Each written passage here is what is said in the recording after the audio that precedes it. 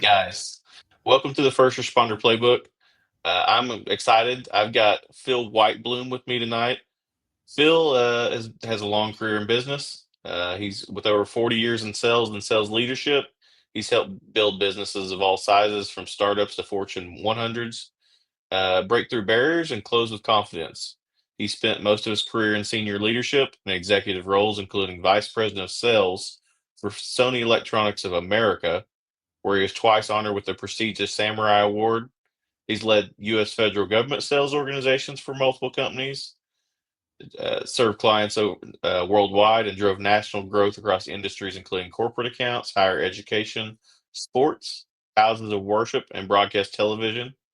He's been consistently at the forefront of innovation, selling and leading through shifts like the introduction of word processors, the rise of network workstations, the transition from analog to digital, and the evolution from standard definition to HD and 4K. Today, through his firm Been There Consulting Services, Phil helps businesses and individuals implement tactical, real world strategies that deliver fast results, including how to open doors, ask high impact questions, advance opportunities, and close more sales. He's especially known for helping owners and salespeople build unshakable sales confidence, a key contributor to breakthrough performance. His coaching isn't based on theory, it's grounded in what works now. Phil, I'm excited to have you. Welcome to the show. Thank you. I'm excited to be here and be here with this platform and with your particular audience. It's much different than where I usually show up, and it's like I love it. Even my wife said, she goes, "Oh, you're going to like this one because this is your thing." She told me. Absolutely. So let me ask you, how did you get into sales, and how did you work your way up the corporate ladder? So um, I went into sales directly out of college. So I was interviewing for jobs Where'd you go to at, college at? at the University of Wisconsin in Oshkosh. Okay, Yeah, okay. yeah, and I still go back there. This will be my 20th year of going back and guest teaching and speaking and things like that. That's So awesome. in the I fall, love yeah. that. So whenever you're watching that, it's in the fall when I usually go back. So anybody's Yep. listening, you're watching your podcast here. Um, and my first job was in sales, and it was selling something called dictation equipment Okay. for the younger people. They have no idea what I'm talking about. For those who've been around, they'll know. And um, and then it went from there. So I was, as you had mentioned in my introduction, it was a very nice introduction. Thank you. Um, I was uh, I was around for a lot of disrupting technologies, and disrupting technologies, in my definition here, are technologies that change the way things are done, and people were always worried about it was going to replace their jobs. Everything is now, it's like AI now. It's all going to replace our jobs. And guess what? The people that want to move and learn more, they're always going to do well. And there's always jobs for everybody. You just have to move with the technology because, um, and whatever way things are going. So you just look for, okay, what could I do in this area? How could I be valuable? And most of the time, when you have a technology change or some kind of major change like that, it actually frees resources up, in this case people, to do things that were not getting done before because they didn't have the time. Now this new thing allows them to have the time, so now companies move them into those roles. So Yeah, there's always a absolutely. positive way to look at things. You could panic and overreact, but as first responders, I'm sure that all of you who are listening in will know that the worst thing that could happen is when you let somebody panic, right? Yeah, absolutely. And I think people get freaked out by technology when they should look a lot of times as it is. It's more just helping them be more efficient than taking their jobs. Could be right, or it could be literally replacing their function, but that doesn't mean they're going to have to be gone. Yep. And even in my early career, I was laid off. When I first showed up at Sony within the first year, but I never left. I had my papers. I never left because I found another role inside the company, and that set up my entire rest of my career. That change was almost singularly responsible for what happened over the next almost 40 years. Awesome. Can you talk about that? So, I didn't really work for that many companies, even though I Hmm. was in the corporate world. I started in 1980, and and I actually retired officially from the corporate world during COVID, and that lasted all of about 2 months. and I started this coaching business to help people out, just to give me something to do, keep me stimulated, and things like that, and help others. And it turned into a business by accident. And all of a sudden, I had clients, and I had to develop a business. But in between there, um, it was really a great role. I was fortunate that I was promoted to a sales management role when I was in my early 30s. So, and now I'm 67, Yeah. and so that was a long time ago. But during that time, I worked with some excellent people, and and almost all of them were really good, and I learned a lot from them. And for the few that were not that great, I learned a lot from them too.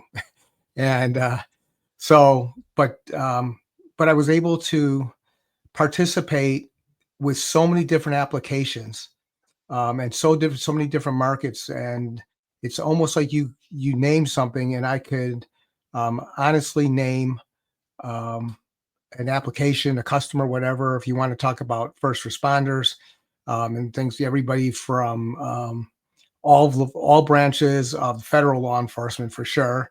And then I was also responsible for state and local governments, and I had salespeople all over the place. So it wasn't me, by myself. There's a whole team plus all the support people, and everything from Law Enforcement Videographers Association, which are the folks that put their lives on the line, going in, putting surveillance devices, let's call it, for bad people, and it's not an Right. easy thing or a safe thing to be doing, but they do it for our benefit.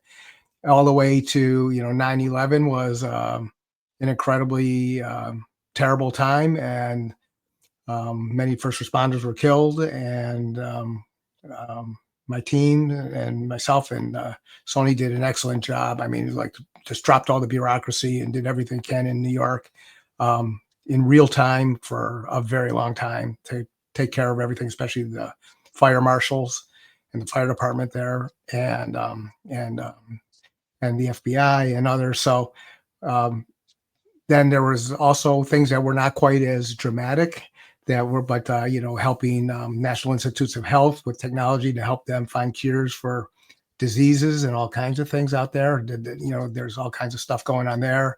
Supported the White House from Ronald Reagan through Barack Obama, and that was and every military action we were part of, and things at the Smithsonian, and things with very cool things with pharmaceutical companies, and bringing them new technologies to help them sell their products, and all kinds of stuff. So we can go on and on and on. And I've said very few specifics, only because we lack for time, and I don't want to put your audience to sleep. Yeah. So what, in your opinion, is, I mean, almost 40 something years, what what do you think was the most impactful technology change during your time?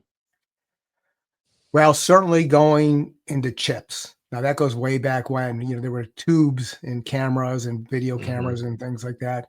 And so that brought on the ability to miniaturize and improve things. That was probably the foundation for everything else that came behind.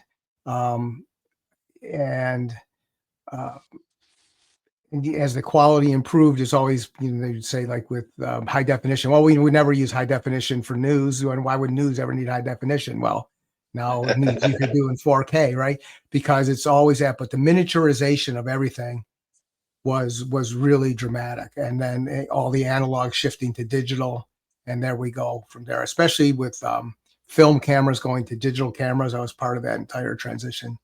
And I mean, there were organizations and agencies that said, we'll never get away from film, never, ever, ever. And that didn't, that didn't I last.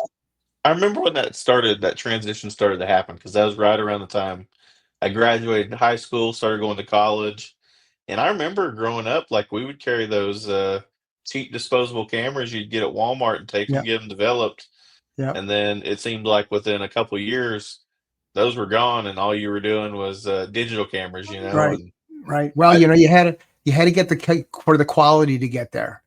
yeah. So it's amazing.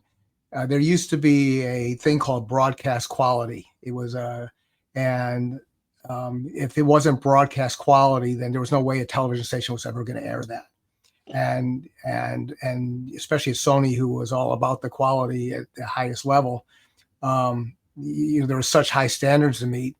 And then during the first Iraq War, when all of a sudden cell phone video started showing up from the war zones, and that kind of video quality would have never been aired before that. But now this was real world news coming in real time over the cellular network, and it was getting aired, and that changed everything from an information communication standpoint. And all of a sudden, it wasn't broadcast quality wasn't as important, was good enough, which was something that was tough for some of us to adjust to. Hearing that it's good enough. And then also cost is always an issue, and that technology was way less expensive to run. And the ability for redundancy and things like that were really important were now available. And as it all moved into the same thing as the IT world, it kind of merged, just different applications. So I hope I answered your question. Oh yeah, But you definitely did, and I love that because I remember that that's definitely like my generation of when things started to change, yeah, and I very vividly remember that. yeah. But it was a Um, game changer. I have to tell you, one time during President Bush one, during his term, the Emperor of Japan had died. And so he was going to the funeral. And when the president travels, at least in my days of doing this, the advance team would go out ahead, and they would go take pictures, film pictures of everything, the routes and everything else. And then it was like television. They would put it on a plane with an agent, and they'd fly it back to Washington or someplace secure. And then they developed a film, and they would analyze everything, and they would plan out the routes and everything, all this kind of stuff. And then we come out with this technology. It wasn't even digital, it was analog, and it was a spinning disc called Mavica that would go into this filmless camera. And for the first time, you could do nonlinear type of work in a photographic camera. So what we did is we set up, we sent the agents out with this camera from the advanced team, and then they put it in. We set up the transmission system, which worked at 2400 baud. You guys could Google that or do an AI search and learn what that means if you don't know. And but it was super high speed at the time, and right now you would throw your system away instantaneously. But they would put it in there, and then they transmitted that information back from the U.S. Embassy in Tokyo back to the advanced team office and the White House property. And they were overnight, they were able to get the pictures back without having to put somebody on a plane. It was the first time that had ever been done, and it really changed on how they did these things. And it was secure because it went over secure phone lines. They put it into their secure phone line systems. So it was a pretty game-changing kind of time. yeah, So I didn't know that. That's awesome. yeah, no, nobody really does. And there's a bigger part of there's a longer part of that story, which is kind of funny but we won't go in there because I can always have you back for part two. yeah, you go. So tell me, how did you get into the coaching space? Um, Especially in sales, I can see the benefit of it, but how did that come about for you?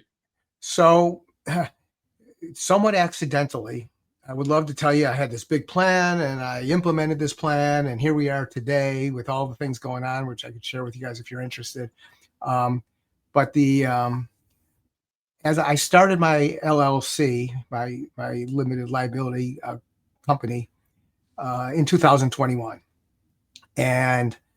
but I didn't. It wasn't focused. I just had it, and so I started doing some contract work during COVID at this time, and I took on a contract with a company based in Israel because they couldn't get into the United States, and I was in their technology space.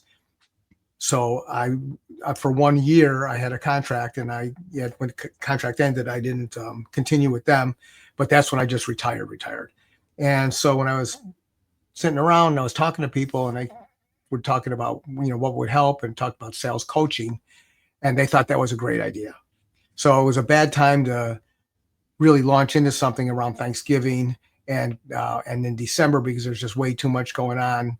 So I really got it going in January, almost the first days of January 2023, when I joined the Chamber of Commerce and introduced myself. And I got 2 signed clients introducing myself. And then I decided I have to start a business because I didn't have anything going.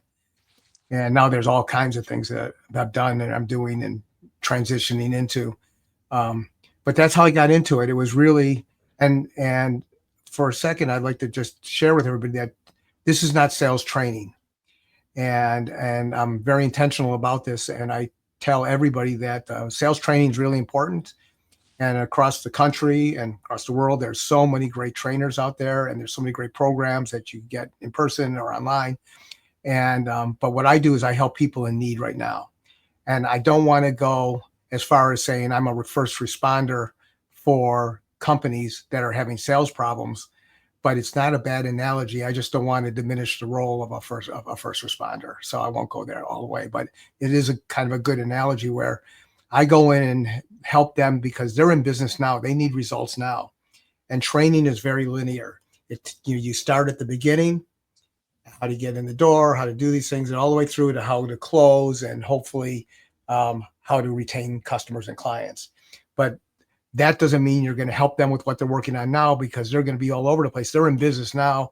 They have their challenges either as a whole and they're not driving sales like they need to and they have to and they want to, or they're stuck with not being able to do something well in the sales process. And Brent, one of the things I hear more often than anything, my people are not good closers, or I am not a good closer. And the reality is the closing's not happening. It's not because they're bad closers. It's because the customers, the prospects, are not ready to be closed yet. They haven't done all the right things in the middle. And so when I go in there, I purposely do not have a curriculum because every job is custom based on what their needs are. And then I eventually coach myself out of work, either because it worked or it didn't. Most of them work. So, Right. so how'd I do? I love that. And can you kind of touch on, because I feel like especially in the middle part of the country, coaching is new. I actually just got my coaching certification, and I'm working towards my ICF certification. And I come out there and I interact with these people, and they don't know what coaching is. Can you kind of explain from your point of view, especially coming from a consulting training background, the differentiation there? So, coaching is first you have to have expertise in what you're coaching on. It's not like buying a franchise per se, and then in a field that you didn't know anything about, and you learn, and the franchise corporation trains you and everything else like that. But when you're coaching, these people are expecting you to know what you're talking about and from experience, right? And it's not about the book stuff. The book stuff is important to a point, but it really is about active listening and then giving them real world solutions that's going to help. And active listening is not a cliche, and how to ask high impact questions, and it's all about helping them. So for all of you who are listening to this podcast, and if I'm to ask you right now to say out loud, why did you choose to be a first responder? And I could hear the majority of you say, to help others. So sales is all about helping others. Coaching is all about helping others. You already have the most important thing going for you is that you are passionate and sincere and have already given of yourself to help others. And that's what coaching is about. It's about helping them to get better. You think of a sports coach is a great analogy. Sport coach is not out there to yell at people for the sake of yelling at them. They're pushing them to do better, and you have to win. And when you're coaching somebody, you have to win. So it's about really listening. When you go out on your first responder call and you're with somebody who's hurt or there's something wrong, even though you could maybe be able to see them bleeding or have something broken or whatever it is, you're still asking them, What's going on? What are you hurt? What's, tell me what happened. If they could communicate what's going on. If they can't communicate, you're doing all this stuff to try and find out what's going on. It's the same thing you do as a coach. You have to find out what's going on before you could help them. You can't just walk in there and say, oh, I see what's going on. Well, you have no idea. You don't even know. For example, when I was doing a coaching session for believe it or not, a plumbing company with all the plumbers, because they have to sell. They have competition. They give quotes. They have to close them. And, one person was up like this. And if you're not watching us in video and audio, I've got my hands folded across my chest. And I said, you have to read the body language. And that's a very defensive thing, although you can't make that assumption. So I turned to the person and I asked her, I said, am I talking about something that's making you uncomfortable, or are you not agreeing with it and you're unhappy, or are you just cold? She goes, I'm freezing. And I said, see, so you couldn't make a decision. You couldn't assume because her arms were crossed that she was in a defensive mode. She was cold. And it was Yep. cold in there. So, that's what you have to do in coaching. The first thing is find out what's going on and what the desired result is supposed to be.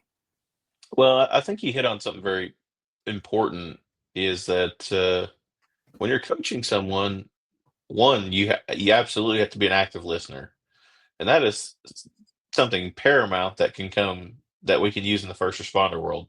I mean, that's 95% of our job is listening to what's these people in their time of need. They want somebody to listen to them, but what you really need to realize is don't go in there and just listen to what they're saying. Watch their body language. A lot of times people will tell you something and there will be more meaning in that story that they tell you. And you got to pay attention to those little bit of clues. So I think absolutely is just hammering home the importance of active listening to first responders. But I also really love the fact that as a supervisor, uh, there is a very good implementation of coaching ideals, I think, to your people beneath you. Because what are the two things that affect everything? Your life and your career. And a lot of times in the first responder world, we're told, hey, kind of check your life at the door, come to work, do your job, and go home. And to be honest with you, that's not a fair thing to happen because it doesn't matter how much you check it at the door, your life's still going to affect your job, and vice versa. If your job's bothering you, it's going to affect you at home. And those supervisors and first responder agencies are the perfect person to be these coaches, be it career coaches and life coaches kind of combined. Because, hey, where do you want to be 6 months from now? How do you want to get there? Where do you want to be 3 years from now? And it's helping them build out that plan of success in their career because you got to think. I mean, your first few years, especially being a cop, and I'm sure it's the same in being a medic and firefighter. You just want to go fast and do fun stuff. At the end of the day, I mean, you really do. But after that, you kind of hit that wall of, well, what do I do now? Like how do I grow myself? And some guys will just stay there because they don't want to, rock the boat or jump over that wall. And I think like coaching programs could very help with that because these people don't have that guidance to take that next step. Does that make sense? Yes, and there's so many layers to this, and I've lived it myself. I was never exposed to entrepreneurship. I was always in the corporate world, and I share with my friends and with my wife. We're just talking about this and said, I've learned as much in the last 2.5 years as I did in the 40 plus years prior. But it was the experiences the 40 years earlier that allowed me to get to the point where I'm learning all these new things and totally energized at my age and how many years I've been in. I mean, I'm fully gung ho. And the thing that everybody needs to remember is that it is also a business and there's so much to running the business and everything else. And that's the part that can be overwhelming. And it's really good to, I always say, never hire a coach that doesn't have a coach. I have a coach and I pay my coach a lot of money and I learn from my coach and it's reading all the books and I do audio books and constantly, and then get out there and get the experience, because um, you have to do all the business stuff too to have it running correctly and everything else. And so you really need to know what's going on. But you could be a coach in different ways. You could be an entrepreneurial coach like I am. I'm, self-employed, building my own business. I have a team that I put around me, and adding to that team. Um, or you could be a coach going to work for another company that specializes in placing these people. For people in the first responder world, unfortunately, there's a huge need for you in the private sector. And let me just say, the private sector is anybody that you're going to work for, um, from that's not getting a government check of some kind. Right. And um, because everybody needs religious organizations. We have security all the time. Who would have thought it, that we have to have armed guards in our religious organizations, right? It's a Yep. it's a terrible shame. Explain to the kids why there's law enforcement in there, walking around in the hallways, Yep. and so, and what's going on in the corporate world. I mean, look, at the time of this recording, just look what happened out west with the ambush on the firefighters. I Yes. mean, it's like, it doesn't get any crazier than that. So, Yep. so there's a real need for executives and businesses, as well as not for profits and everybody else, to get quality consulting and coaching from those who have been there. And um, and those people are really listened to, and they're very well respected. I always tell people that 99% of the people in the world are really good people. It's just that the 1% of the bad people make 99% of the news. And Yes. um, and it's the same thing, with first responders and law enforcement too. When you have a bad officer, well, then it makes it look like everybody's bad, and it was one out of a million. So not 900,000 out of a million. It was one. It's just all over the news worldwide, so instantaneously. Yep. So what I say is, I always like giving takeaways, something to help. That's my promise to everybody when we talk and when we meet. And for this is, think about where your passion is. Think about what it is. If you close your eyes and you say, this is what I really would love to do as a coach or whatever you're going to do, don't start thinking about all the things that won't, that'll prevent you from doing that. Just answer that question. And then it's about finding who could help you to get there. Notice I didn't say how to do it. Yep. It's really about the who's. And there's a great book out there. Everybody's called Who Not How. Download it, buy it, whatever. It's a fantastic book, because so many people are hung up on the how, and it's really who could help you get there. And for those people who say, hey, you can't do this, or you'll never make any money at it, or why would you do that? Why would you take on all that stress? Those people are not helping you. Okay. You say to them, you are my family. You are not helping me. I know you're trying to protect me because you love me. However, I will see you on the holidays. I'm going to go find somebody who's going to help me to reach this dream. And Yep. that's what we do in sales. That's what I coach everybody on. And that's what we do when we're helping others, is to achieve things that are very difficult for them to achieve for whatever the reason. And all of you have plenty to give in that area. Absolutely.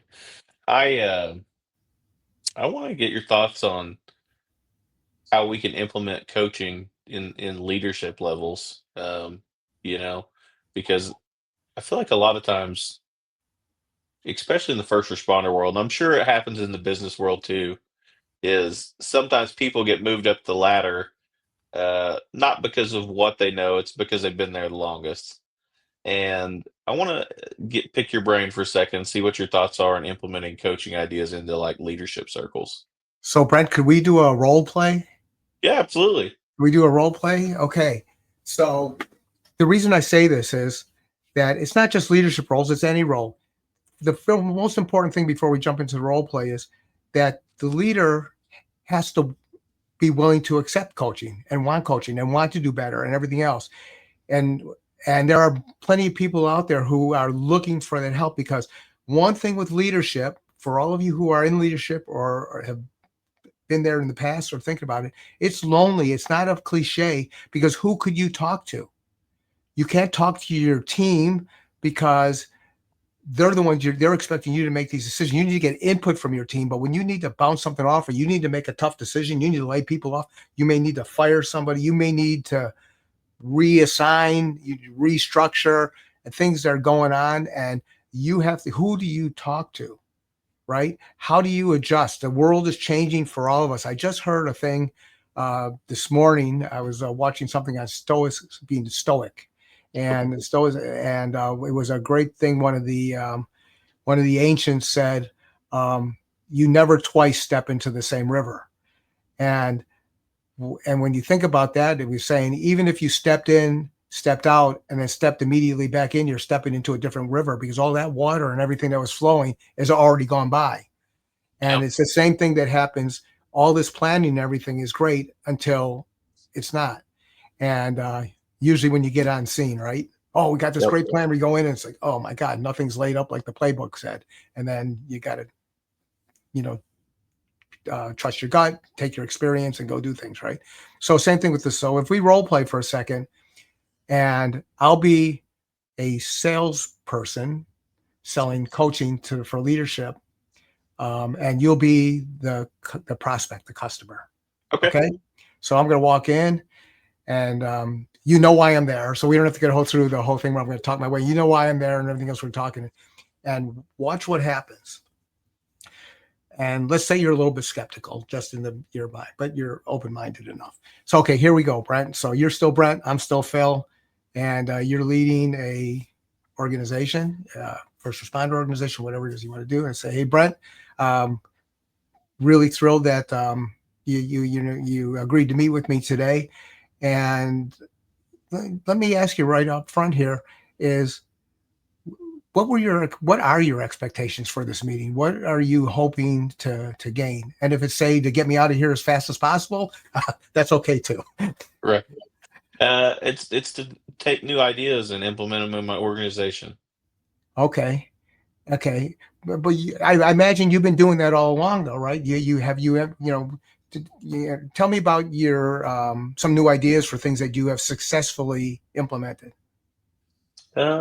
We got new body cameras at our agency, and we got new tasers at our agency. Yeah. And then was that a successful implementation? Yes. And what made it successful?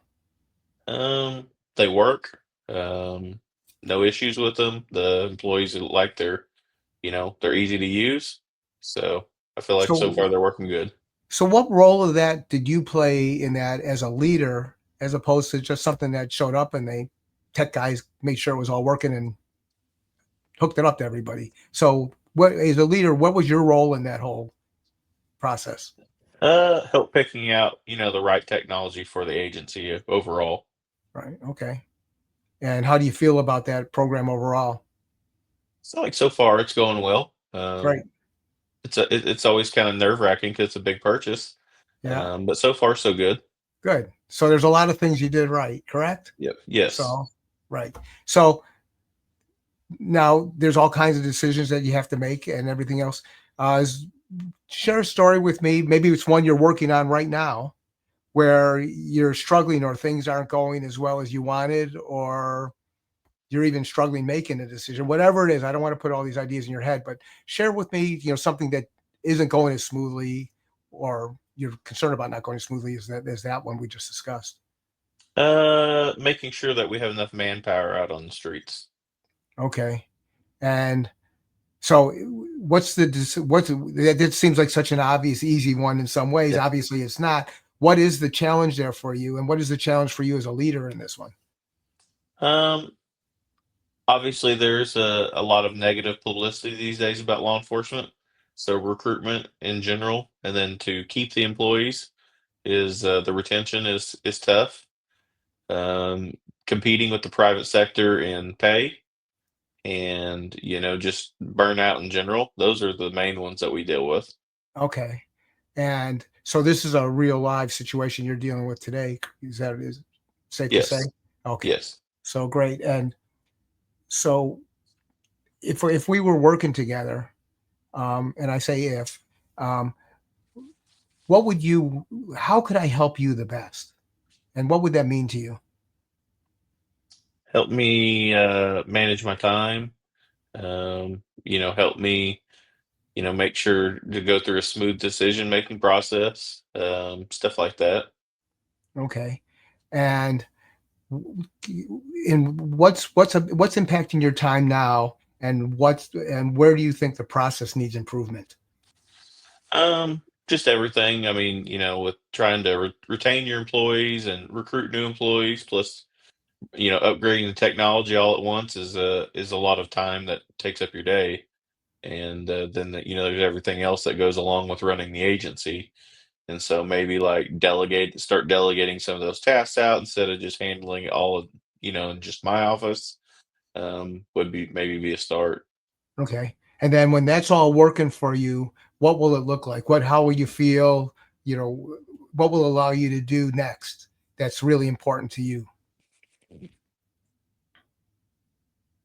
Did we get lost? Oh, you're on mute. Weird. There you go. Awesome. Technology. We're Yeah, back. there you go. There you go.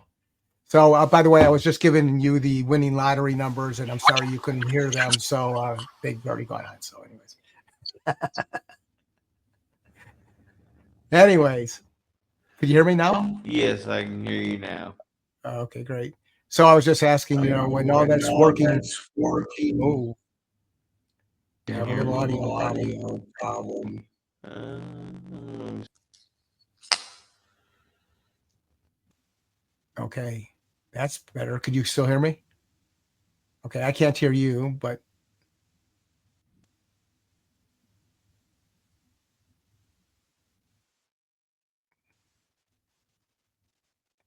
I can see your lips moving.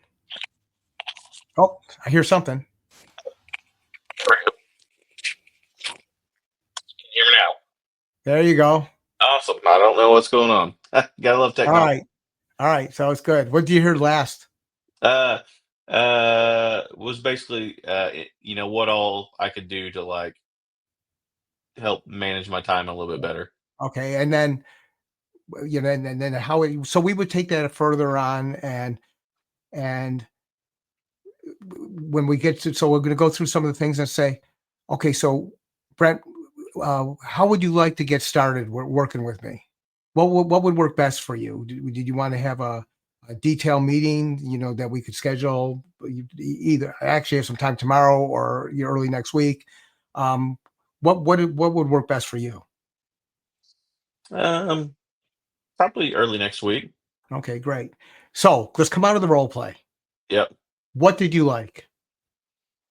You actually were very personable about it. That's what I really took away from it, is that it didn't feel like you were pressuring me to like go in any direction. It was more of like, I'm here to help. Right. And this is a real question, okay? And I'm not suggesting that you're going to hire me right now, Right. or maybe ever. But what I'm saying is, if you were looking for somebody to be your leadership slash sales coach, would you consider me? Yeah. And why? Because you made a connection, you made that rapport with me pretty quickly. Right. And now I want you to think about this. And for everybody who's listening, what did I tell you? How much did I talk? What did I tell you? It was mostly questioning. I didn't tell you a thing, but you're Yeah. willing to hire me. You've already grown trust and everything else. This is what I coach, and this is amazing. And I ask people questions for 30 or more minutes, and we are, especially other salespeople and business leaders, and they say, "Well, I don't want to sound that salesy," or because for you guys. And by the way, ladies, I call everybody a guy. My dog would be a guy. Everybody's a guy. So um, um, that the that it's about the asking the questions, and by asking you'll learn. And see, here you were ready to bring me on board.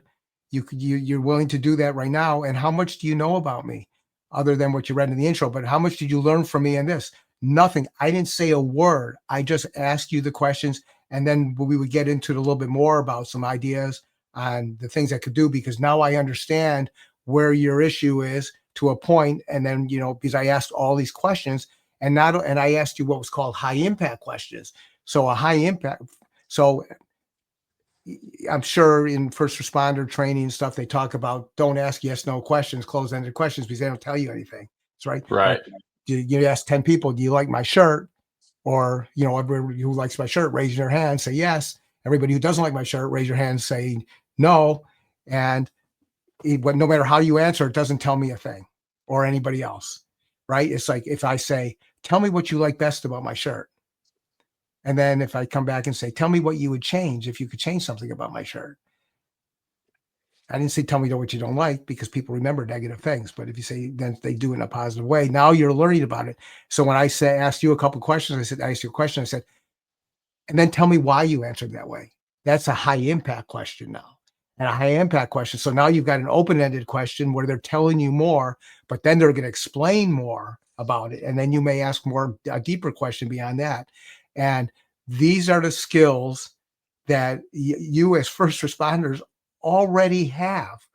You just don't know it. And that's one of the things I love about what I do with coaching, is because my thing is I learn what's really works best for everybody I talk with, and I leverage that. I don't focus on what you don't do well. I mean, if there's something that's blatant, then you go ahead and you fix that thing. But you focus on everybody's strengths and you build on those strengths. And people respond very positively to that, as opposed to somebody who's always telling them what's wrong with them. And nobody likes being around those people. Right. And right, nobody. And you're not going to want that, especially if you're a leader and you have an ego, and if you're worried about your job because you live in a political type of environment. Doesn't have to be in political life to be in politics. Believe me, I was in plenty in the corporate world. But you stay focused on those you're trying to help, and that is, you have that skill. And I'll tell you, the biggest thing is that if you're going to go in for your business for yourself, get help, because there's a lot to it, even from all kinds of stuff, from invoicing, bookkeeping. I'm not scaring anybody away here. I am telling you, I named my company Been There Consulting Services for a reason. And I've been there through a lot of stuff, and I'm still going through it, and through a lot of great stuff. And but I also learned, and I made some pretty significant financial bad decisions during my growth period here. Yep. And it could be done. And so that's my spiel there, Brent. What else could how could I help you? What else could I do? I love that. Well, as we wrap up, where can people reach out to you at, and where can they get your book at? Okay. Well, thank you for asking. So they can reach out to me at my website is, you can hit me on the contact us page. It's Been There, all one word, BEENTHERECS, Charlie Sierra, or consulting services. So BeenThereCS.com, and you go right there, or you could send me an email directly. Please just go right ahead and send it to Phil@BeenThereCS.com. I'd love to hear from you. Put something in the subject line to say, hey, I heard you on the First Responder Playbook with Yep. Brent. And that's the best way. And I respond. And my book is Handling Objections, Clues for Closing the Sale, and it's doing great. And this is on Amazon. So you could just put in Handling Objections and Clues for Closing the Sale. You'll see, if you're looking at it on video, this is what it looks like. And I really do appreciate you doing that. And this really helps a lot, way beyond business. And I say that because of the things people call me with. Everybody, even from somebody who was going through a terrible divorce, and she said, Phil, your book helped me get through my divorce. And it was like, who would have thought when I put this book together that was going to be one of the applications? But when you're dealing with people and how to head off objections before they happen, it's called pre-handling. Big deal. And it really is powerful. Well, I'm going to put a link to both of them once the episode's live. Okay. I will put it in the episode description as well, so that way everybody can find it. Yeah. Phil, it's been my pleasure tonight. Thank you so much for joining me, and you're always welcome back, okay? Oh yeah, thank you. It was an honor, and I can't believe how fast the time went by. It was. I really appreciate you asking me to be here, and thank you to everyone for your service. It's greatly appreciated. Thank you so much. Have a good night. Thanks, you too.